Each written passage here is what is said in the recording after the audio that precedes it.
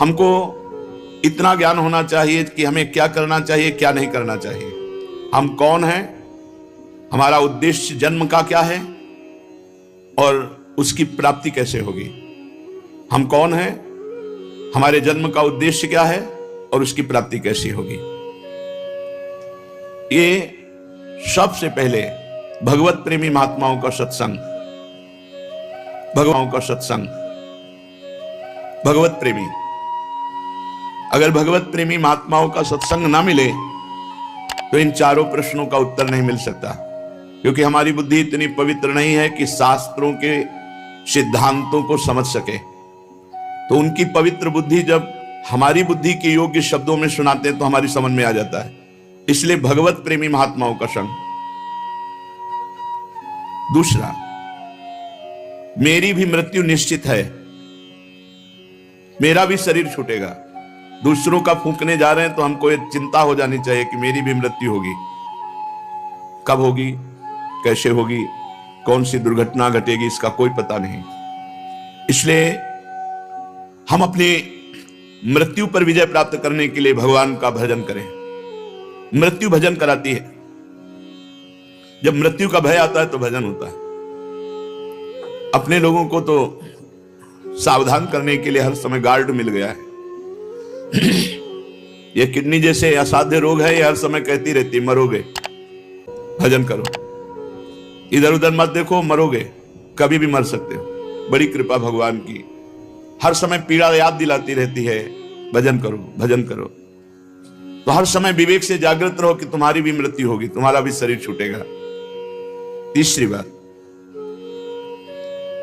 शास्त्रों का नित्य स्वाध्याय करो, चाहे एक पेज ही करो। 2 श्लोक ही अर्थ सहित पढ़ो गीता जी के, 2 श्लोक श्रीमद् भागवत के पढ़ो, 2 दोहा के बीच की सब चौपाई अर्थ सहित पढ़ो, शास्त्र स्वाध्याय करो। चौथा, संसारी पुरुषों के बीच में बैठ करके हंसी मजाक प्रपंच की बातें ये छोड़ दो, कुसंग छोड़ दो। जाके संग कुमति मति उपजय करत भजन में भंग तजोरे मन हरि विमुखन को संग। इससे तुम्हारे प्रश्नों का उत्तर हो जाएगा।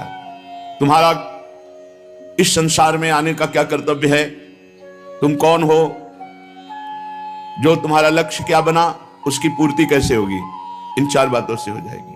भगवत प्रेमी महात्माओं का संग, अपनी मृत्यु का चिंतन। नारायण स्वामी कहते हैं यदि तुम्हें परम कल्याण चाहना है तो 2 को मत भूलो, श्री भगवान को और मृत्यु को। मरना है आज, नहीं तो पता नहीं कौन सा क्षण होगा जिस समय शरीर छूट जाएगा, सब यहीं रह जाएगा, सब पूरा प्रपंच, कोई तुम्हें याद नहीं करेगा। और याद भी करेगा हम नरक में हैं तो क्या होगा उसकी याद से। शास्त्रों का स्वाध्याय, विषयी पुरुषों से वैराग्य। विषयी पुरुषों के बीच में राग युक्त होकर बैठना, हंसी मजाक, ये सब प्रपंच, ये हमारी भक्ति को क्षीण करता है। देखो, जैसे राजा विजयी होकर राज सिंहासन पर बैठता है तो पूरा राज परिकर उसके अधीन हो जाता है, मंत्री, सेनापति, सेना, खजाना, सब वैभव। इसी प्रकार विवेक और अविवेक ये अपने अपने राजा हैं। जहां विवेक जागृत हुआ और स्वरूप सिंहासन पर बैठा जीव, उसी समय आनंद, परमानंद, विज्ञानानंद, घन सिद्धियां, सब कुछ सब लुट जाते हैं उनके चरणों में। और ऐसे ही अज्ञान जहां राजा बना हृदय में, तो काम, क्रोध, लोभ, मोह, मद, मत्सर, ईर्ष्या, दुनिया का प्रपंच, सब उसके पाप का खजाना, ये सब एकत्रित हो जाता है। इसलिए अपनी सदगति के विषय में सोचो। जब तक तुम स्व में स्थित नहीं होगे तब तक, बच्चा ही थे तो एक प्रश्न किए थे कि अभिमान तो त्यागना चाहिए लेकिन स्वाभिमान की रक्षा करनी चाहिए, स्वाभिमान नहीं त्यागना चाहिए। बहुत तो प्रारंभ में नैष्ठिक ब्रह्मचर्य के समय, तो उस समय भी भगवत कृपा से विवेक जागृत था। तो हमने कहा स्व को आपने कहां से लिया, जाति पक्ष से, देह पक्ष से या स्वरूप पक्ष से। अब वो तो सांसारिक धरा के थे, तो उनका नहीं, हम कह रहे स्वाभिमान। तो स्व अभिमान, स्व कहां स्थापित किया आपने, देह भाव में स्थापित किया, जाति पक्ष में, कुल पक्ष में, तभी तो आप उसकी रक्षा के लिए कह रहे हो। सोचो, आप ये सोचो कि आपके शराब पीने से आपका क्या फायदा है। हर शराब पीने वाले आदमी से मैं प्रार्थना करता हूं, बस आप ये बताओ मुझे कि आपके शराब पीने से आपका क्या फायदा है, आपके गांजा पीने से आपका और आपके बच्चों का क्या फायदा है, चरस अफीम का सेवन करने से आपका और आपके बच्चों का, परिवार का क्या फायदा है। क्यों अपने परिवार को, अपने बच्चों को अंधकार में डालते हो? क्यों अपने भविष्य को अंधकार में डालते हो? क्यों अपने पांव में कुल्हाड़ी मारते हो? एक बेस्ट प्लानिंग हो। गरीबी बहुत बड़ा मुद्दा नहीं है, एक अच्छी प्लानिंग ना करने से आप सदा गरीब रह जाते हैं। आप एक अच्छी प्लानिंग कर लेंगे अपने भविष्य के लिए तो आप गरीबी से बिल्कुल जल्दी उबर जाएंगे।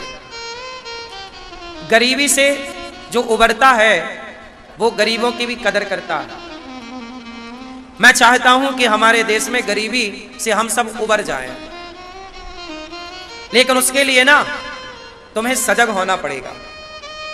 व्यक्ति, जो लोग अपने एक एक रुपए का सदुपयोग करते हैं वो कभी पैसों के मोहताज होते ही नहीं हैं, वो कभी किसी चीज के मोहताज नहीं होते, क्योंकि वो अपने धन का सदुपयोग करते हैं। बर्बाद वो हो जाते हैं जो दुरुपयोग करते हैं। और पुरुषों से एक बात कह दूं, जो कमाया करो अपने खाते में ही रखा करो, ना तो भाई को देने की जरूरत है ना परिवार में किसी और को, क्योंकि दुनिया लेने के लिए तो दोनों हाथ फैलाए खड़ी है, और जब आप ही अपनी संपत्ति मांगोगे तो लोग ठेंगा दिखा देंगे आपको, ये रहा, क्या दिया तूने, चल निकल जाए यहां से। ये सच्चाई है, आप मानो मत मानो, तुम कितना भी अपने भाई के लिए कर लो, करना चाहिए, अच्छा है, परंतु जो आप कमाते हो महीने का 1000, 10,000, लाख, 2 लाख अपने पास रखो। कल को आपको जरूरत पड़ गई तो कोई ना देगा, जबकि कमाई आपकी है। एक महिला की मैं हिस्ट्री सुना तो उसने बताया, एक महिला थी, वो सरकारी जॉब करती थी, सरकारी कर्मचारी, अच्छा खासा 70-80 हजार रुपए महीना कमाती थी वो। उसको लगा कि मेरा परिवार तो अच्छा है, मेरा भाई अच्छा, मेरी बहन अच्छी, मेरी माँ, मेरा बाप सब अच्छा, ठीक भी है। उसने कमाया और कमा कमा करके सारी उसके घर में उसके भाई के नाम पे 4 एकड़ जमीन, उसकी बहन के नाम पे 2 एकड़ जमीन, सबकी जमीन जायदाद हो गई। फिर हुआ उसको जरूरत पड़ी किसी काम को, अब उसने अपने लिए कुछ प्लान किया होगा तो उसने अपने लोगों से मांगा कि भाई जो पैसा है वो दे दो। बोले कहाँ पैसा है? बोले जमीन आ गई है। बोले जमीन किसके नाम पे? बोले उनके नाम पे, तुम्हारे नाम पे कुछ नहीं। ऐसा होता है, तुम ज्यादा, गन्ना बहुत मीठा होता है इसलिए कोल्हू में पेरा जाता है, जो ज्यादा मीठा होता है वो अपना नाश कराता है। देखो तो मीठे गन्ने को कोल्हू में पेरा जाता है। इसलिए हम आपसे सिर्फ इतना कहते हैं, अपनी कमाई अपने बैंक में रखो। आप जो भी चीजें खरीदो अपने नाम पे करो, वरना दुनिया लोन आपके नाम पे देती है, वस्तुएं अपने नाम पे कर लेती है। ऐसे ही होता है, चुकाओ तुम, मौज उड़ाएंगे वो। कोई भी कैसा भी हो सकता है आज के युग में। आज के युग में पैसे के लिए कोई भी बेईमान हो सकता है। 1% छोड़ दो आप अच्छे लोगों को, हाँ या ना? आजकल पैसे के लिए वो ईमानदारी वाला जमाना, सतयुग चला गया जहां राम जैसे भाई होते थे, चला गया त्रेता द्वापर। अब तो कलयुग है, अब तो भाई भी पैसे के लिए भाई का मर्डर कर देता है, अब तो बेटा भी पैसे के लिए बाप का मर्डर कर देता है। आजकल तो माँ भी बच्चे को मार डालती है, हाँ या ना? क्या नहीं हो रहा है इस युग में? इसलिए जो कमाओ किसके पास? अपने पास। और आपकी पत्नी अच्छी है तो फिर पत्नी को दो। कुछ पत्नियां कुछ पत्नियां बहुत अच्छी होती हैं, जहां पुरुष सारा कमा कमा के पत्नियों को देता है और वो उसे सुरक्षित रखती हैं, फिजूल खर्चा नहीं करती। पर कुछ पत्नियां होती हैं कि पैसा आया तो थोड़ा मायके की तरफ सप्लाई कर देती हैं। हमारा भाई गरीब है, हमारे यहाँ बाप के यहाँ ये, तो पति को पता चला कि ये तो बंटाढार कर देगी, तो फिर वो अपनी पत्नी को देना बंद कर देता। इसलिए पत्नियों को भी चाहिए कि अपने पति के विश्वास को ना तोड़ें। देखो, रिश्ता भाई भाई का और हिसाब पाई पाई का। रिश्ता भाई भाई का और हिसाब, जिसका हिसाब किताब सही है वो सदा सुखी है, और जिसका हिसाब किताब, सारा झगड़ा हिसाब किताब पर होता है आखिरी में। बोलो हाँ। इसलिए पहले से हिसाब किताब ठीक करके चलो। बात किस किस के समझ में आ गई? तो बात हमने सही कही या गलत कही? क्यों सही है? क्यों टोपी वाले भैया, सही है कि नहीं? ऐसे में कितने भाइयों को जानता हूं कि छोटा भाई कमा कमा के सारा बड़े भाई को देता रहा, ये सोच के कि ये हमारे बाप के तुल्य है, और वो सारा पैसा भाई का कमाया भी रखा, बाप की संपत्ति अपने नाम पे करा दिया और भाइयों को दिखा दिया बाबा जी का ठुल्लू। अब वो भाई बेचारे परेशान है। सारे भाई ऐसे नहीं हैं, पर बहुत ऐसे हैं। इसलिए